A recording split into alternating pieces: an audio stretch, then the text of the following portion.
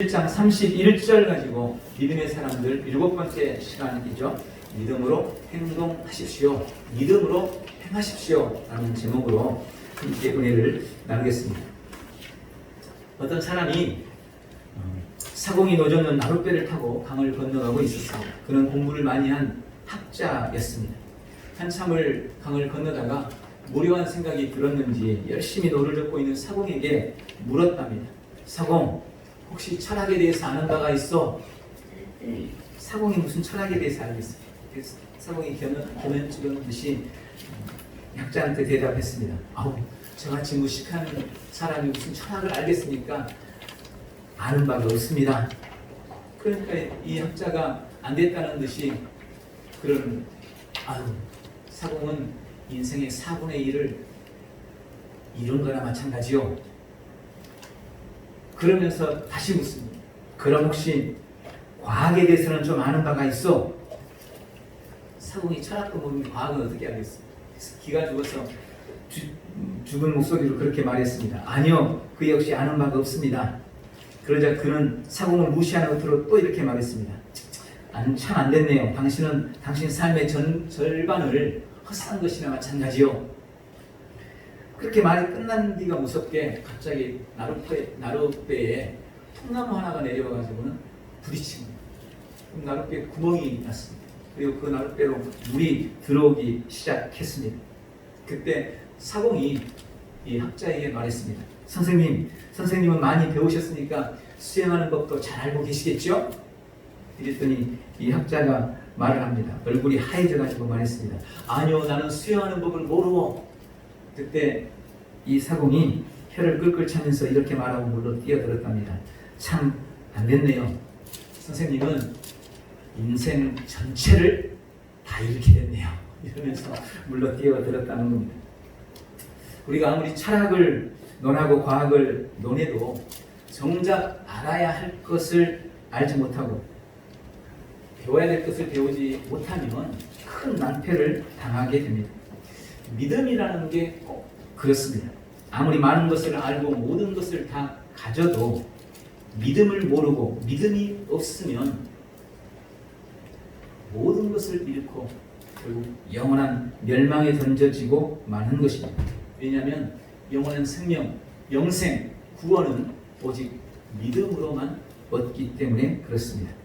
히브리서는 오늘 본문 말씀을 통해서 이 사실을 우리에게 다시 한번 확인시켜주고 있습니다. 오늘은 믿음의 사람들 7번째 기생 라합에 대한 믿음으로 함께 은혜를 나누려고 합니다. 우리의 믿음을 돈독히 하는 복되고 귀한 시간 되시기를 축원합니다. 오늘 본문 짧은 단 한 절로 이루어진 이 라합이라는 여인의 믿음에 대해서 단 한 절로 설명을 하고 있는데 저는 이 한 절을 세 부분으로 나누어서 묵상을 했습니다. 가장 먼저는 라합은 기생이었다는 것입니다. 오늘 본문에 그렇게 되어 있죠. 믿음으로 기생 라합은. 여러분, 히브리서 11장은 믿음의 장이라고 불립니다. 그리고 이 믿음장 속에는 정말 그야말로 하늘의 별처럼 빛나는 믿음의 사람들, 신앙의 위인들이 등장하고 있습니다. 그런데 그 많은 신앙의 위인들, 믿음의 사람들 가운데 라합이라는 사람이 함께 들어가 있는 거예요. 라합. 그런데 이 라합이라는 여인은 사실 히브리서 11장에 나와 있는 다른 사람들에 비해서 좀 특이한 점을 가지고 있습니다. 몇 가지를 말씀을 드릴 수가 있어요. 먼저는 그녀가 여성이라는 겁니다. 여자였다는 거예요. 물론 그것이 유일한 특이점은 아닙니다. 왜냐하면 히브리서에는 라합 외에도 다른 여인들이 등장하고 있기 때문에 그렇습니다. 11절에 보면 아브라함의 아내 사라, 또 믿음의 사람으로 기록하고 있죠. 또 23절에 나오는 모세 어머니, 모세 아버지와 어머니가 믿음으로 모세를 강에 띄웠다라는 말씀이 나와요. 그 모세 어머니 요게벳도 역시 믿음의 여인이라고 기록하고 있고 35절에 보면 다른 여인들의 믿음에 대해서도 성경이 아예 그렇게 말씀하세요. 여자들은 자기의 죽은 자를 부활로 받기도 하면서 여자들이라는 표현까지 쓰면서 다른 여인들에 대해서 말씀해 놓고 있어요. 그러니까 라합이 좀 여자라는 특이점이 있지만 이게 유일한 특이점은 아니라는 것을 알게 됩니다. 또 라합의 특이점 중에 한 가지는 그녀가 이방인이라는 것입니다. 그녀는 이스라엘 사람이 아니고 멸망당해야 할 여리고 백성이었습니다. 가나안 땅에서 구원하는 최초의 여인이 바로 이방인이 바로 라합입니다. 그러나 이건 역시 유일한 특이점은 아니죠. 왜냐하면 라합 외에 이방인이 성경에는 기록이 더 많이 되어 있기 때문에 그렇습니다. 그러면 라합만이 가진 유일한 특이점은 뭘까? 오늘 여기 본문 히브리서 기자는 라합의 이름 앞에 하나의 수식어를 붙여서 라합을 부릅니다. 뭐라고 부릅니까? 기생 라합이라고 부르고 있는 것입니다. 11절에 기록되어 있는 다른 사람들을 11장에 기록되고 있는 다른 사람들을 살펴보면 그 이름 앞에 이런 수식어를 붙인 사람이 없어요. 예를 들어서 아브라함을 설명할 때 믿음으로 족장 아브라함은 이러지 않았습니다. 또 뭐 요셉을 설명할 때 믿음으로 애국 총리 요셉은 이러지 않았어요. 또 모세를 설명할 때도 믿음으로 위대한 지도자 모세는 이런 설명하지 않았어요. 그냥 믿음으로 아브라함, 믿음으로 요셉은, 믿음으로 모세는 이런 식으로 했어요. 그런데 유독 라합에게만큼은 믿음으로 라합은 이러면 될 텐데 믿음으로 기생 라합을 하고 기생이라는 수식어를 붙이는 거예요. 여러분 기생이라는 게 뭐예요? 별로 의미를 붙지 못한 단어죠. 별로 밝히고 싶지 않은, 아마 라합 입장에서는 밝히고 싶지 않은 단어였을 거예요. 아마 그랬을지 몰라서 천국에서 혹시 기생이라는 말을 왜 썼어? 라합이 어쩌면 그랬을지도 모르겠어요. 근데 이상하게 오늘 성경은 이 라합에게만큼은 그녀의 신분, 그녀의 직업을 기생이라고 아름답지 못한 표현을 굳이 밝히고 있습니다. 여러분 이것이 우리에게 시사하는 바가 있다는 것을 알아야 합니다. 라합은 기생이었습니다. 말 그대로 술 팔고 웃음 팔고 몸도 판 그런 여인이었어요. 인간적으로 볼 때 부끄럽고 비천한 사람이었습니다. 그럼에도 불구하고 이 기생 라합은, 그리고 그녀의 이름은 정말 별처럼 빛나는 믿음의 사람들 사이에 당당하게 그녀의 이름을 올리고 있습니다. 그뿐 아니라 신구약 성경 66권 속에 66권 가운데 이 라합의 이름이 거명되고 있는 성경이 무려 4권이나 됩니다. 가장 먼저는 여호수아서에 그녀의 이름이 기록되고 있죠. 여호수아 2장에 보면 기생 라합이 이스라엘 두 정탐꾼을 평안히 영접한 내용이 나옵니다. 그리고 여호수아서 6장에도 그 여리고성이 무너질 때에 그녀와 그녀의 가족이 구원받은 사건을 통해서 이 기생 라합의 사건을 다시 한번 기록하고 있습니다. 두 번째는 마태복음 1장에 보면 예수님의 족보가 기록되어 있습니다. 여기에 그 족보 속에 이 라합의 이름이 영광스럽게 기록되고 있습니다. 네. 마태복음 1장 5절에 의하면 라합은 이스라엘 사람인 살몬이라는 사람과 결혼해. 그리고 그 사이에서 보아스가 태어나고, 그리고 오벳이 태어나고, 이새가 태어나고, 다윗이 태어납니다.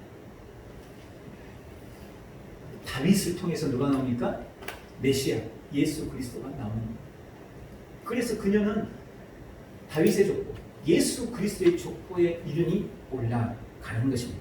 그리고 세 번째 본문, 오늘 본문 히브리서 11장 31절에서 믿음의 위인들 사이에서 당당하게 그 이름이 기록되고 있고, 마지막으로는 야고보서 2장에 기록되어 있습니다. 야고보서 2장 25절 26절에 보면 사도 야고보는 믿음에는 반드시 행함이 있어야 된다라고 하면서 이 라합의 믿음을 예를 들어서 설명하고 있습니다. 이렇듯 한 사람의 이름이 성경 4번에 걸쳐서 기록된 사람은 그리 많지 않습니다. 여러분, 라합은 기생이었습니다. 그럼에도 불구하고 그녀는 구원받았습니다. 하나님께 믿음의 사람이라고 인정받았습니다. 뭐가요? 뭘로요? 바로 그녀의 믿음. 믿음 하나로 기생남은 구원받았고 하나님의 기쁨이 되는 믿음의 사람으로 인정받았다는 것입니다. 여러분, 믿음에는 남녀노소 빈부귀천을 막론하고 누구에게나 제한이 없습니다. 누구에게도 주님이 너는 믿을 자격 없어 라고 말하지 않는다는 말씀이에요. 어느 누구에게도 어떤 직업이라도 아무리 죄를 지었어도 너는 자격이 없어, 넌 믿을 자격이 없어 라고 주님이 말씀하지 않는다는 것입니다. 사회적 지위가 어떠하든지 직업이 무엇이든지 믿음이 있으면 하나님은 그를 기뻐하시고 그를 귀하게 여겨주십니다. 그것이 우리 인생을 바라보시는 하나님의 시선이라는 것을 오늘 라합을 통해서 우리에게 보여주십니다. 하나님이 우리에게 보는 것은 믿음이다 라고 라합을 통해 말씀하시는 겁니다. 하나님의 부르심과 구원에는 제한이 없습니다. 그것이 은혜입니다. 우리는 그 은혜로 구원받았습니다. 오늘 감사로 주 앞에 나아가는 복된 성도들이 되시기를 축원합니다. 두 번째로 오늘 본문에 보니까 라합은 행동하는 믿음의 사람이었다고 성경은 기록하고 있습니다. 그렇게 되어 있어요. 정탐꾼을 평안히 영접하였으므로 오늘 본문은 라합의 믿음의 모습을 짧게 이렇게 설명했어요. 그녀가 정탐꾼을 평안히 영접했다. 이게 그녀의 행동하는 믿음이었다라는 것입니다. 여호수아 2장에 보면 여호수아는 가나안을 정복할 때 가나안의 관문이 되는 여리고성을 정탐하도록 정탐꾼 2명을 올려보냅니다. 이제 곧 여리고성을 무너뜨릴 텐데 가서 한번 정탐하고 와라. 그리고 2명을 보내요. 그런데 이 사실이 여리고성에도 알려지게 된 거예요. 여리고성에서 이스라엘의 정탐꾼이 왔다는 것을 알고 온 군인들이 총출동을 해서 이 두 사람을 잡기 위해 혈안이 되어 있었습니다. 그렇게 정탐꾼들이 잡힐 위기에 처했을 때 이 정탐꾼들을 자신의 집으로 영접하고 숨겨줘요. 누가? 라합이. 그리고 군인들이 떠난 후에 이 정탐꾼들이 성을 빠져나오도록 도와준 사람이 바로 라합이었습니다. 여러분, 전쟁 중에 적군의 정탐꾼을 숨겨준다. 완전 매국이죠. 매국. 이번에 백선엽 장군에 대한 이슈가 있었잖아요. 참 안타까운 일이에요. 그분은 일제시대 때 태어났어요. 일제시대 때 살았어요. 그리고 어찌 보면 뭐 좀 혜택을 받은 거죠. 네. 일본의 군관학교에도 들어갈 수 있었어요. 그렇다는 그 이유로 무조건 매국노로 치부하고 그가 쌓았던 공적을 훼손하는 것은 저는 옳지 않다고 봅니다. 미국에서는 특히 군인들은 그분에 대해서 공을 인정하죠. 만약 그가 맡고 있었던 압록강이 무너졌더라면 대한민국은 지금 김일성 동상 앞에 절하여야 된다 라고 말할 정도로 그의 공이 커요. 인정해야죠. 일제시대 때 태어나서 일본의 혜택을 받았다고 해가지고 매국노로 치부하는 건 참 안타까운 일이에요. 그럼 그 외에 진짜 매국노들이 많이 있잖아요. 나라를 팔아먹은 사람, 배신한 사람들 많이 있어요. 그들을 우리의 관점에서 봤을 때 진짜 나쁜 놈이죠. 죽일 놈이지. 라합이 그랬을 거예요. 아니 자기들을 정탐하고 멸망시키려고 오는 이스라엘 군인들, 정탐꾼들을 숨겨준 사람, 매국이죠. 그들 입장에 봤을 때는 큰 죄였을 것입니다. 그런데 그럼에도 라합은 그런 모든 위험을 감수하고 자기 집을 찾아온 이스라엘 두 정탐꾼을 영접했습니다. 숨겨주었습니다. 그들을 도와주었습니다. 어떻게 기생 라합이 목숨을 걸고 그런 일을 할 수 있었을까요? 성경은 바로 그것이 믿음으로 한 것이라고, 그것이 바로 그녀의 믿음이었다고 밝히고 있는 것입니다. 당시 여리고 사람들은 이스라엘 백성들이 이제 가나안으로 들어오려고 차대하고 있다는 것을 알고 전쟁 준비에 돌입했습니다. 그러나 그들에게는 믿고 있는 것이 있었어요. 그게 여리고 성이었습니다. 견고한 여리고 성. 여리고 성에 대해서는 제가 말씀 중에 여러 번 말씀을 드렸어요. 여리고 성의 성벽은요, 그냥 일반적으로 성벽이 아니에요. 그냥 탑만 높이, 이렇게 벽만 높이 쌓은 게 아닙니다. 그 위에 집을 짓고 살았어요. 여호수아서 2장 15절에 보면 라합의 집도 성벽 위에 집이 있었어요. 성벽 위에. 그래서 그가 창문으로 정탐꾼들을 내려보낸다는 표현이 나옵니다. 줄을 매달아서 내려보냈어요. 그러니까 성벽 위에 집이 있었기 때문에 성벽 밑으로 내려가려면 줄을 매달아서 내려가야만 했던 거예요. 라합의 집도 성벽 위에 집이 있었어요. 그러니까 집이 성벽 위에 있다. 그 벽이 얼마나 두꺼웠는지를 알 수가 있는 거죠. 학자들에 의하면 5m, 6m는 됐을 거라고 보고 있습니다. 성벽, 벽의 넓이가. 그걸 뚫어야 되는 거예요. 그걸 무너뜨려야 되는 거예요. 그러니 여리고 사람들이 자기들이 가지고 있는 그 성벽에 대해서 든든하게 생각하고 그게 자기들한테는 아주 중요한 방패였던 거죠. 사람들은 그걸 믿고 있었어요. 여리고 사람들. 그런데 라합은 그런 견고한 여리고 성이 자기들을 지키지 못할 것이라는 것을 알았습니다. 소문으로 들은 하나님에 대한 소식을 라합은 알고 있었던 거예요. 하나님께서 이스라엘 백성들을 430년이라는 긴 노예 생활 속에서 10가지 재앙을 내리고 애굽에서 꺼내고 홍해라는 바다가 앞을 가렸을 때 하나님이 그 능력으로 홍해를 가르고 이스라엘 백성들을 건너게 하고 뒤쫓아오던 애굽의 군대를 그곳에다 숨을 시켰다더라. 40년이라는 긴 시간 광야를 헤맬 때 하나님이 먹을 것을 주시고 마실 물을 주시고 옷도 헤어지지 않게 하고 광야의 7 족속을 무너뜨리고 여기까지 왔다. 그럼 도대체 하나님이라는 분은 얼마나 능력이 대단하신 거예요? 라합은 소문으로 들은 그 하나님의 능력을 믿은 거예요. 그 하나님이 맘만 먹으면 얼마든지 이 성을 무너질 수 있을 거예요. 하나님은 자기를 신뢰하고 자기를 믿는 사람들에게 은혜 베푸시는 분이라는 것을 라합은 깨달았던 것입니다. 그리고 하나님 편에 서 있는 그 정탐꾼들을 평안히 영접함으로 그녀의 믿음을 보였던 거예요. 아까 말씀드린 야고보서 2장 25절 26절에서 사도 야고보는 참 믿음, 행함이 있는 믿음에 대해서 설명하면서 이 라합의 믿음을 이야기합니다. 또 이와 같이 기생 라합이 사자를 접대하여 다른 길로 나가게 할 때에 행함으로 의롭다 하심을 받은 것이 아니냐. 영혼 없는 몸이 죽은 것 같이 행함이 없는 믿음은 죽은 것이니라. 야고보는 그녀의 이 행함, 정탐꾼들을 숨겨주고 그가 무사히 빠져나갈 수 있었던 도와줬던 이것이 바로 행함이 있는 참 믿음이었다라고 설명하고 있는 것입니다. 여러분, 믿음에는 행함이 따릅니다.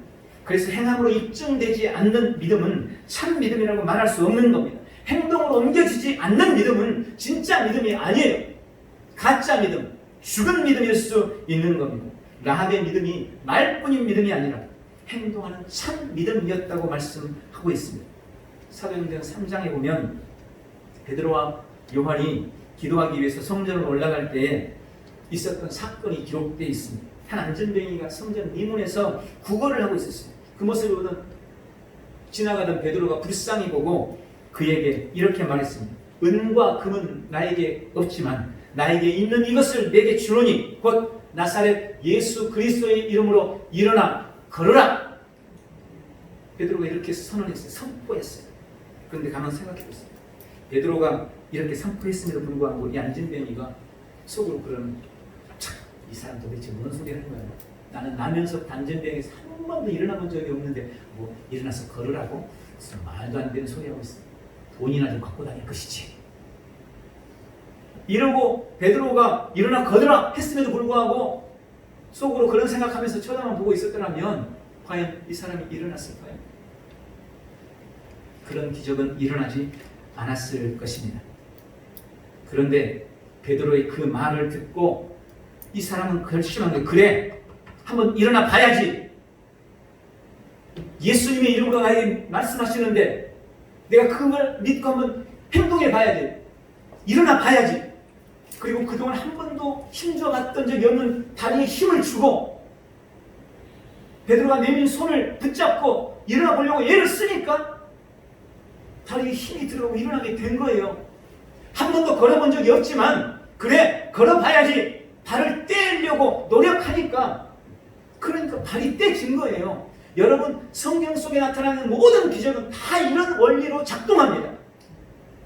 말씀이 선포되면 그 말씀을 따라서 행동하려고, 실천하려고 노력할 때 기적이 일어나는 거예요. 말씀했는데 아무것도 안 하면 아무 일도 일어나지 않는 거예요. 베드로에게 오른쪽에 그물을 던져라 라고 말했는데 베드로가 응? 하고 던지지 않으면 기적이 일어나겠어요? 아니에요. 순종하니까 일어난 겁니다. 깊은 데로 가서 그물을 내려라. 가서 내리니까 고기가 잡힌 거예요.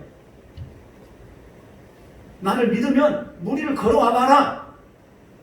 베드로가 아이고 무서워. 가만히 있었으면 못 걸었죠. 그럼 믿음으로 발을 내디드니까 무리를 걸을 수가 있었던 거예요. 다 행함이 따를 때, 움직일 때, 실천할 때 기적이 일어난 것입니다. 여러분, 믿음은 모든 것을 가능하게 한다고 성경은 분명하게 말씀합니다. 그러나 그것은 순종과 실천, 행함이 있을 때 일어나는 기적이라는 것을 우리가 반드시 기억해야 합니다. 어느 교회에서 침례문답 때 있었던 일입니다. 한 새신자가 침례문답을 하고 있었어요. 목사님이 물었습니다. 성도님은 오늘 밤이라도 하나님께서 당신을 부르시면 천국에 가실 자신이 있으십니까? 그러니까 이 새신자가 교회 나온 지 1년도 채 안 된 새신자가 자신 있게 이야기를 확신에 찬 목소리로 네! 목사님 저는 오늘 밤 당장 죽어도 천국에 갈 자신이 있습니다. 그러는 거예요. 그러니까 목사님이 그 모습 얼마나 대견하겠어요. 이 사람 참 믿음이 좋구나 이렇게 생각을 하고 궁금해지는 목사님이 다시 물어봤어요. 만약 공산당이 쳐들어와가지고 성도님 머리에 총구리를 대고 너 예수님 믿고 죽을래? 아니면 안 믿고 살래? 그러면 어떻게 하시겠습니까? 그러니까 이 새신자가 그런 거예요. 목사님 저는 죽더라도 예수님 믿을 겁니다. 저는 순교라도 할 겁니다. 이런 거예요. 목사님이 얼마나 대견해요. 내가 설교를 그동안 잘했어. 이분이 은혜를 많이 받았나? 믿음이 좋나? 이렇게 생각을 하고 있었어요. 그래서 마지막으로 한 가지만 좀 물었습니다. 참 훌륭합니다. 그럼 성도님은 지금 하나님께서 명령하신 대로 주일 성수와 11조 생활 잘하고 계시죠? 그 말을 듣자마자 이 성도가 갑자기 머리를 긁적거리면서 목사님 그건 아직 못하고 있는데요. 순교까지는 하겠는데 돈은 못 낸다는 거예요. 여러분 그걸 볼 때 주님이 과연 그의 그 고백이 난 오늘 밤 죽어도 천국 갑니다. 총뿌리를 나에게 겨누어도 나는 예수님 믿을 겁니다. 라고 하는 그 고백을 과연 주님이 정말 진실하게 보시겠어요? 진실하게 보시겠네요. 지금 시대가 참 엄중하죠. 이럴 때 우리 믿음을 잘 지켜야 됩니다. 그게 행동하는 믿음입니다.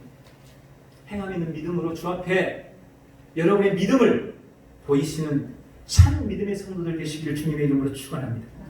우리의 믿음은 입술의 고백이 아니라 행함으로 증명되는 것입니다. 오늘 라합이 자신의 목숨을 걸고 정탐꾼을 영접한 것처럼 우리의 믿음이 행함이 있는 믿음, 행함으로 입증되는 믿음 되시기를 예수님의 이름으로 축원합니다. 마지막으로 오늘 본문에 보니까 라합은 믿음으로 온 가족과 함께 구원받았습니다. 그렇게 마지막 결론이 되어 있어요. 순종하지 아니한 자와 함께 멸망하지 아니하였도다. 여호수아 2장 12절 13절에 보면 두 정탐꾼이 라합의 집을 떠나려고 할 때 라합이 말하는 내용이 나와 있습니다. 내가 너희를 선대하였은즉 너희도 내 아버지의 집을 선대하도록 여호와로 나에게 맹세하고 내게 증표를 내라. 그리고 나의 부모와 나의 남녀 형제를 살려주어 우리 목숨을 죽음에서 건져내라 라고 라합이 이 두 정탐꾼에게 요구합니다. 쉽게 말해서 그거예요. 내가 목숨 걸고 당신의 목숨을 구해준 거 알죠? 그러니 당신들도 하나님께 맹세하고 나와 내 가족을 구원해 주셔야 합니다 라고 요구한 겁니다. 여기에 대해서 정탐꾼들이 그 말을 듣고 14절에 약속합니다. 그 사람들이 그에게 이르되 내가 우리의 이 일을 누설하지 아니하면 우리의 목숨으로 너희를 대신할 것이요 여호와께서 우리에게 이 땅을 주실 때에는 인자하고 진실하게 너를 대우하리라. 정탐꾼들이 약속한 거예요. 만약 이 집에 있는 사람들 중에 한 사람이라도 죽으면 내가 대신 주겠다. 내가 꼭 살려주겠다. 그리고 우리가 이 땅으로 들어올 때 다른 사람들은 다 죽이겠지만 너와 내 식구들은 진실함으로 대우해 줄 거다. 인자함으로 대우해 줄 거다. 라고 약속하는 거예요. 그리고 말합니다. 이스라엘 백성들이 여리고로 들어올 때 우리가 도망친 이 창문에 빨간 줄, 붉은 줄을 메어두라. 우리가 우리 사람들한테 말해서 붉은 줄이 메어진 그 집은 아무도 죽이지 말고 그들을 살리라고 얘기할 것이다 라고 약속합니다. 그 라합은 이 두 정탐꾼들이 돌아간 즉시 붉은 줄을 자기 창문에 매달아.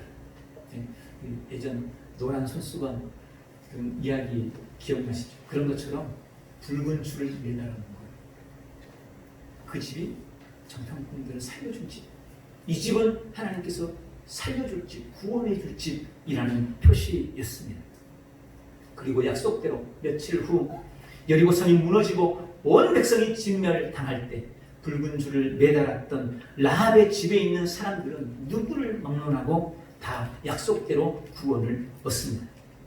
라합의 용기 있는 믿음의 행동은 그녀 자신을 살렸을 뿐만 아니라 그녀 집에 있던 모든 가족들도 구원을 받은 것입니다.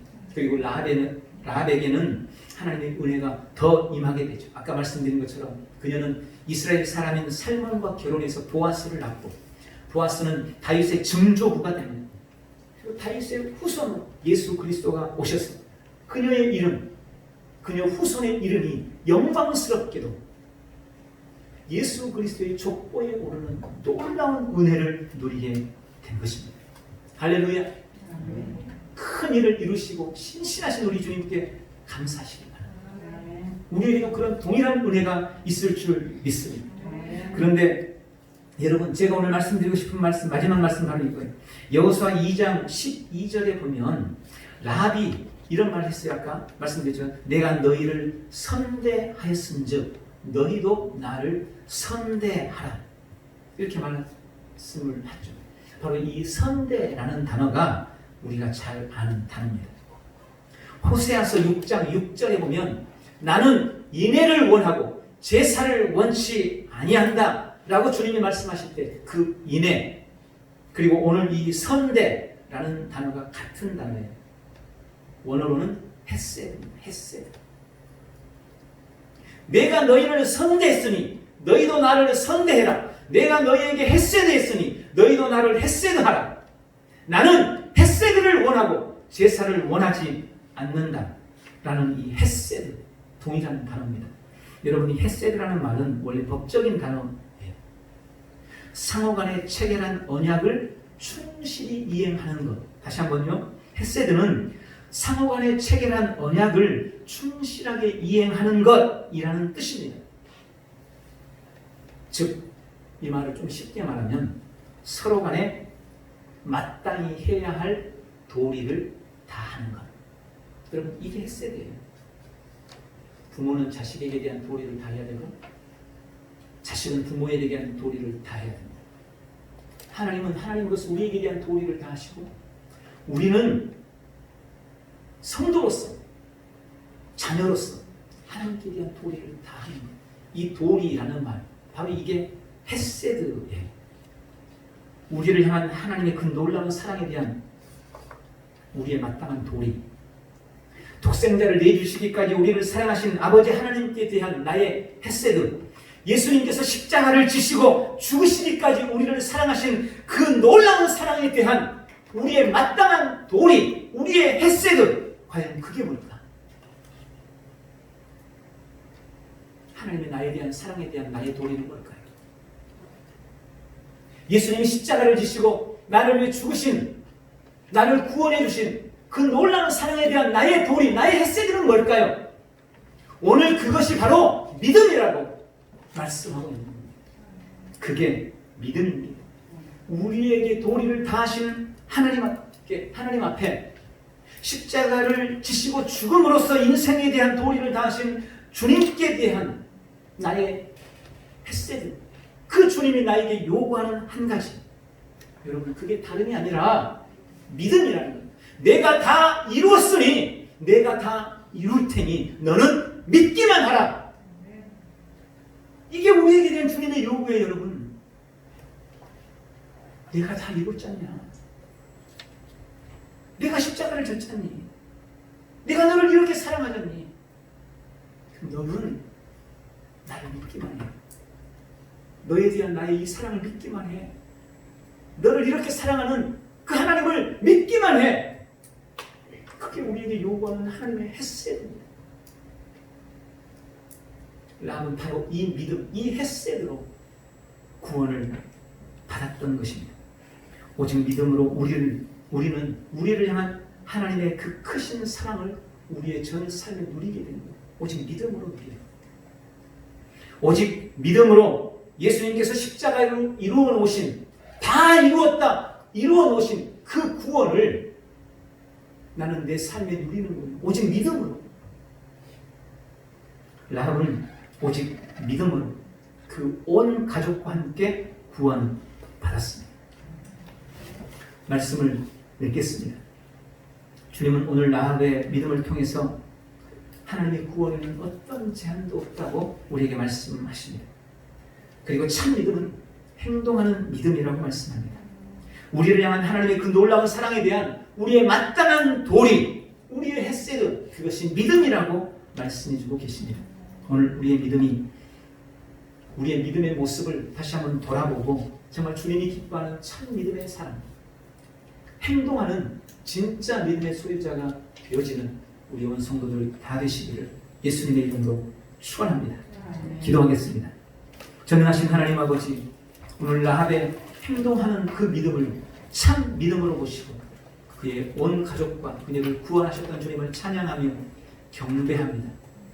우리는 너무나 부족하고 연약하지만 제한 없으신 그 놀라우신 사랑으로 우리를 불러주셨습니다. 나를 향한 그 놀라운 하나님의 사랑에 대한 나의 마땅한 도리, 십자가를 지시고 나를 구원하신 그 예수님의 그 크신 사랑에 대한 나의 헤세드, 그것이 믿음이라는 사실을 오늘 다시 한번 깨닫고 주님 앞에 참 믿음으로 나아가기를 결단합니다. 우리의 결단과 결심에 성령 하나님 인을 치어주시고 믿음으로 승리하는 우리 모두가 되도록 축복해 주시옵소서. 예수님의 이름으로 기도하옵나이다. 아멘.